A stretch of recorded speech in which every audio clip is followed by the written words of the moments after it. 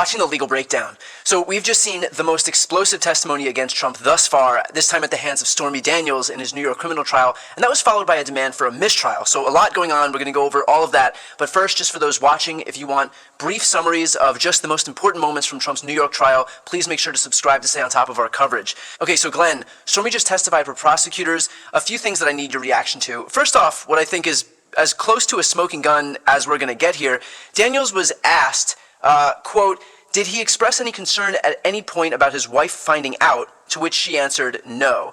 Wasn't Donald Trump's entire defense that any payments were supposed to be made to preserve his marriage and not to influence the election? And yet here, it doesn't seem like Donald Trump is too worried about Melania finding out.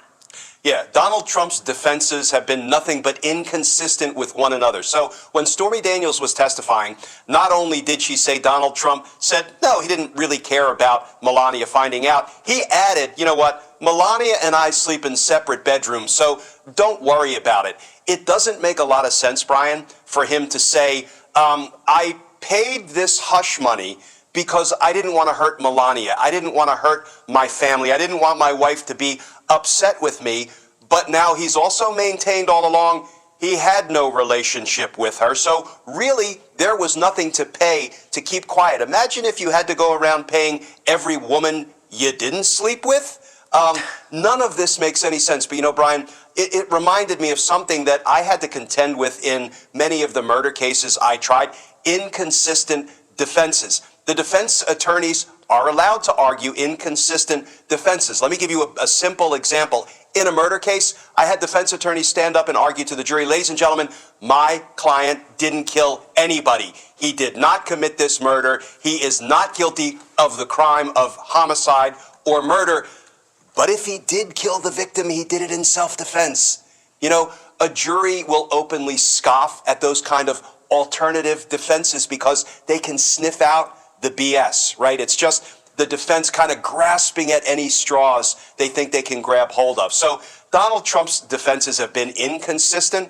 And I'll tell you, Stormy Daniels, I will say, was something of an erratic witness. She didn't necessarily answer questions exactly as the prosecutors or the defense attorneys perhaps wanted or expected. But you know what? She came across as a real person based on all of the testimony that I read accounts of. It's too bad that cameras aren't allowed in the courtroom. But I'll tell you, she related in excruciating detail so much about not only the one sexual encounter with Donald Trump, but other encounters she had, including when other people were around and they were taking selfies. She really detailed the rooms that she was in, what the hotel room looked like. And I'll tell you, even though she was somewhat erratic and a bit of a challenging witness, according to the reports coming out of the courtroom, it sure feels like she was telling the jurors exactly what happened with these encounters with Donald Trump. And now I think the jury will be looking at Donald Trump thinking, well, if you're willing to lie about even having these encounters,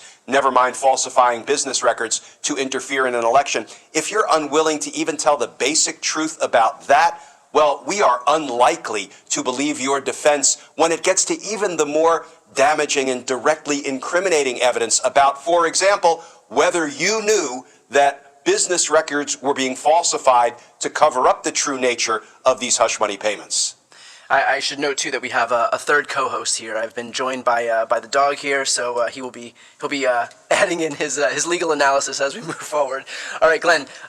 Stormy does give detailed accounts of everything that happens. Trump, meanwhile, contends that they never even slept together. So at this point, isn't it clear that one party is lying and that either Stormy Daniels is just perjuring herself over and over and over, or that Trump is lying? Like, isn't that what's clear at this point to the jury? Yeah, you know, can you imagine Stormy Daniels willing to put herself under the spotlight in a court of law under oath and perjure herself over and over and over and over and over again? Each time it's a felony offense for which she could go to prison. And the jurors will have to compare her account and Karen McDougal's account of their relationships with Donald Trump against Donald Trump, what, sitting there glowering and, you know, acting up and whispering angrily into the ear of his defense attorney. But you know what? At the end of the day, I don't believe the jury will even have Donald Trump's account. He won't even take the stand and deny under oath that he had encounters and relationships with these women. So, at the end of the day, who is the jury likely to believe? And again, I'll go back to this. Most importantly, once the jurors conclude that Donald Trump absolutely had encounters and relationships with these women, they are, I think, far more likely to discard or discount any other claims that, gosh, Donald Trump didn't know what these $35,000 checks that he was signing, one after another, to Michael. He didn't know what they were for, and he didn't know business records were being falsified. I think, Stormy Daniels and Karen McDougal, in a way, are props in this trial, but their testimony and the consequences of their testimony is likely to do lasting damage to Donald Trump's ability to win an acquittal. Right, I would even say that it's their word against his, but the guy isn't even testifying, and the jury is going to infer something from the fact that he won't go up there and kind of back up what he claims. Glenn, also Trump's lawyers followed the testimony that Stormy Daniels gave by a motion for a mistrial, and that was denied by Judge Merchan. Can they appeal this effort? Not until after the trial is over. In the event Donald Trump is convicted, once he's sentenced, that's when Donald Trump and his lawyers can file an appeal that includes all of the issues like Judge Merchan's denial of the mistrial. So that does not put a stop to the trial. There's no such thing as what's called an interlocutory appeal, which is an appeal that can be taken before the trial is over. There is no right to an interlocutory appeal of the denial of a mistrial motion. But let's take on this mistrial motion because Donald Trump's lawyers argued vigorously, strenuously. I mean, they kind of lost their minds for a minute there, according to the reporting, saying, oh my God, Judge Merchan, this testimony from Stormy Daniels about her encounter with Donald Trump was so harmful, so damaging, so prejudicial to Donald Trump that we demand a mistrial. Judge Merchan promptly denied the request for the mistrial because there's nothing legally improper about her testimony. But what did Donald Trump's attorneys succeed in proving to everybody?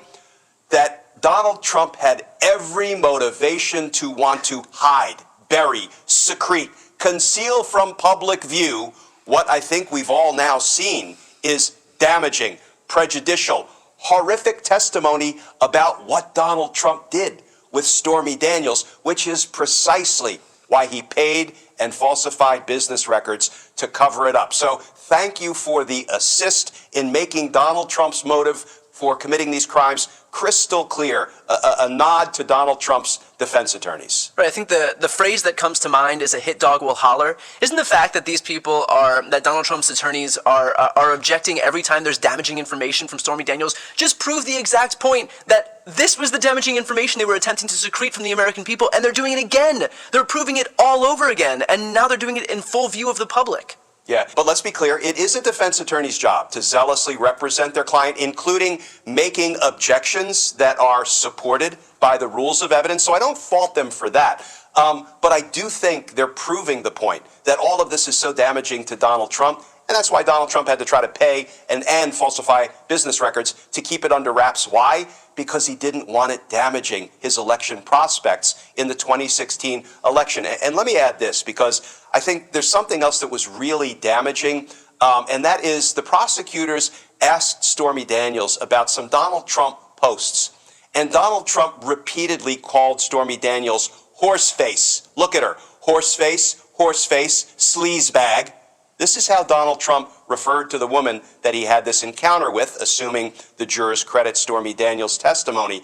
And I don't think that will endear Donald Trump to any of the members of the jury, that he resorts to, I would say, sixth grade name calling, but that would be disrespectful to sixth graders. A grown man calling a woman he chose to have an encounter with horseface, and sleazebag, that will turn a jury off to all things Donald Trump and Donald Trump related.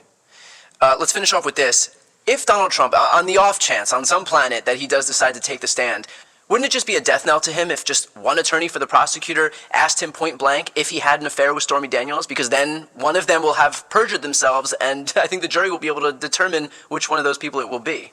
Yeah, Donald Trump can't take the stand because he would not come off as a credible witness if he were to deny not only the relationship with Stormy Daniels, but with Karen McDougal. I think most of us have seen the Anderson Cooper interview with Karen McDougal when she said very tearfully and very credibly she had a 10-month, very intimate, very intense relationship with Donald Trump. She was in love with him. He said that he was in love with her. Maybe that was true, maybe it wasn't. But once you directly pit Donald Trump against those two women, in the event that jurors believe those two women, then, he really doesn't have a chance of creating reasonable doubt about the crimes he committed in even, I think, the mind of one of the jurors, and it only takes one to hang a jury. But I think it's all but a sure bet that Donald Trump will not take the stand, because we've seen him in deposition settings before, under oath, saying things like it's fortunate that, they let stars do whatever they want to do to women. He can't take the stand. And finally, Glenn, 1 to 10, how damaging do you think that this first iteration of Stormy Daniels' testimony by the prosecutors was to Trump? Interestingly, on the legal front, providing directly incriminating evidence about the crimes, I would say she was about a 3. On the atmospheric front, helping prove Donald Trump's motive for wanting to bury what we have now all seen is deeply damaging and embarrassing information and evidence, I think she's about a 9.5 on that score. Yeah, well, that right there goes to show why he was so desperate to secrete all of this information, to pay those hush money payouts so that the American people wouldn't find out what they're finding out right now, except doing it, in front of the entire nation on trial. With that said, there's a lot more to cover today as this trial continues to progress, including in terms of Donald Trump's defense attorneys cross-examining Stormy Daniels herself. So if you want to follow along, please make sure to subscribe. I'll put the links to both of our channels right here on the screen. I'm Brian Tyler Cohen. And I'm Glenn Kirshner. You're watching The Legal Breakdown.